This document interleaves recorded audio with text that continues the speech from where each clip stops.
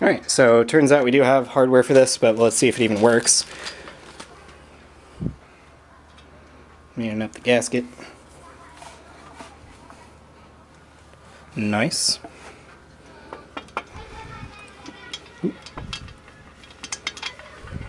Oh, I think I remember that. Here, take that off real quick.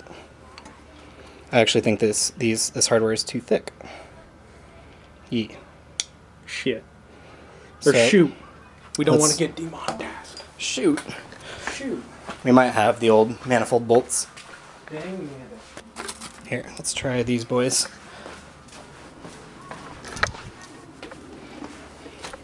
Might want to get some grade 8 bolts from like Harbor Freight or something. Yeah.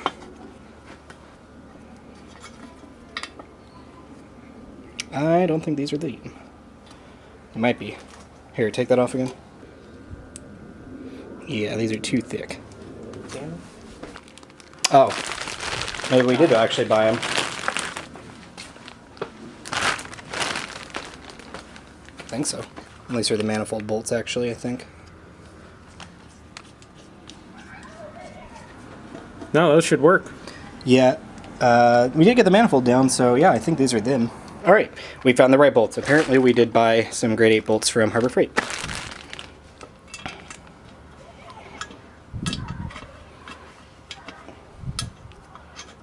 There we go.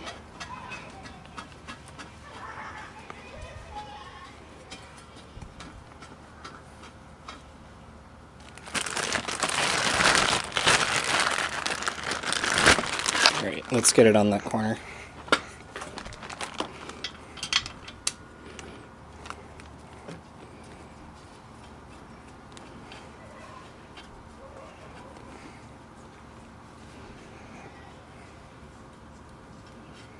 Nice. Here.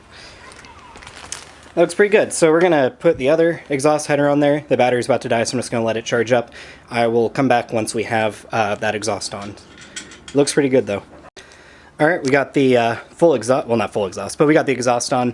We're missing some header bolts on this side. We had enough to get it on with 3, but yeah, it looks pretty cool. Everything clears with the AC and everything, so that's pretty good. We have the downpipe under the table there, but basically what it does is it connects this side to this side and pipes it out right here. So yeah, we got that pretty much done. We have all these accessories on, pretty much everything that needs to be transferred off of here. We're not going to be taking the alternator, water pump, any of those things there. We still have a tensioner over there that we need to put on, and we need to put on the crank harmonic balancer. But we just need to take some bolts off this thing, I think. Off that engine, we can take some bolts off and get it swapped over here for the timing cover. So we have a plastic cover that goes behind it that we just need to install first. So we are getting very, very close to getting this on the engine cradle. So we're going to end it off there. Thanks for watching, and see you next time.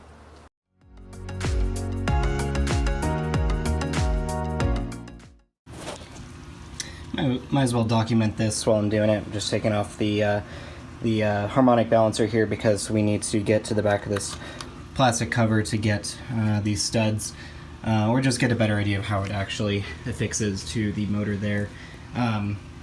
We have the old plastic bit right there, but just not exactly sure how it bolts on, so we're just taking it off the old harmonic balancer here.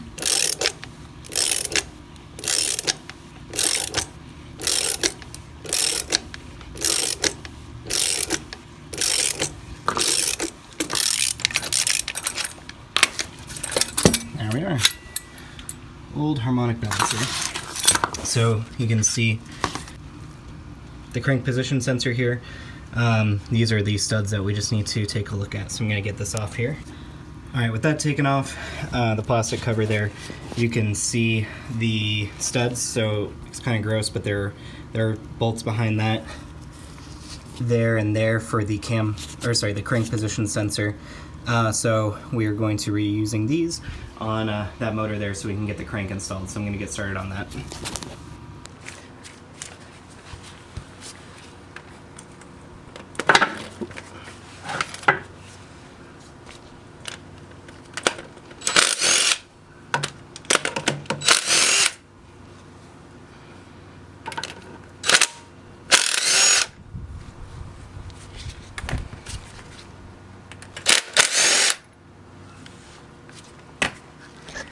Those are some very filthy bolts, but just need all 4 of these for the other motor, because those are the studs that the plastic cover sits on. So I'm going to go ahead and move everything over that engine to get the crank on.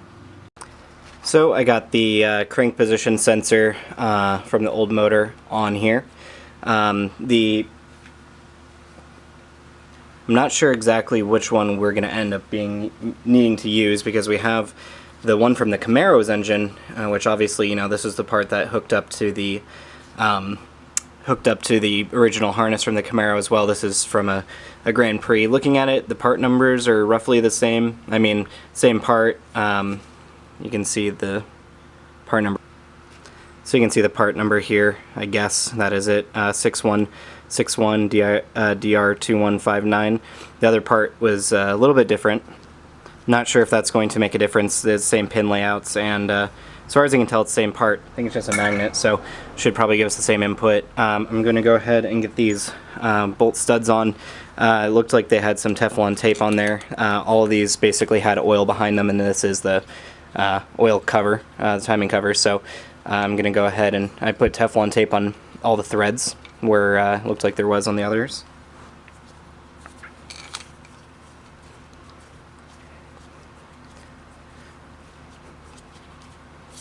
And this will finally allow us to put the crank on, the harmonic balancer, because we need these studs to get the plastic cover on.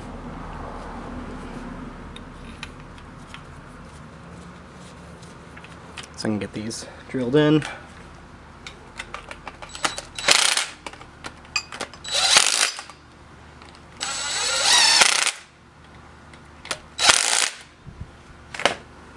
There we go.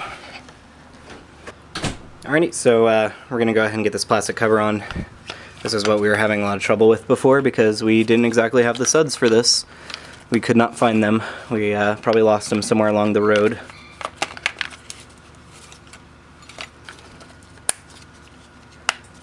And that's the last one. So this is a cover for the crank position sensor, and I guess just the crank entirely. So now that that's on, I'm going to go ahead and get the crank and get it on. I'm going to thread it in. I'm not going to torque it to spec yet, just in case we need to change out this sensor, but just get it in there so it is all pretty much ready to go. Once we are confirmed that this will work, I'm going to go ahead and basically, since we're going to be replacing the oil pan, we'll take the oil pan out, put a pry bar in there so we can stop the rotating assembly from moving, so we can get this bolt torqued to spec. So I'm going to go ahead and get the crank on now. Alright, so we got the balancer on, as you can see here. Just hand tightened basically, in case we do need to change out that sensor for whatever reason. But just one step closer to getting this on the engine. Got the crank on and everything's set. So now with this, basically all we need to do is take the wiring harness off of it, take the coil pack off of there, and then disconnect the motor mounts, and I think that's pretty much it. I don't think we need any other pulleys or sensors from this engine, so that's where I'm going to end it off there. Yep, we're getting that much closer, so thanks for watching.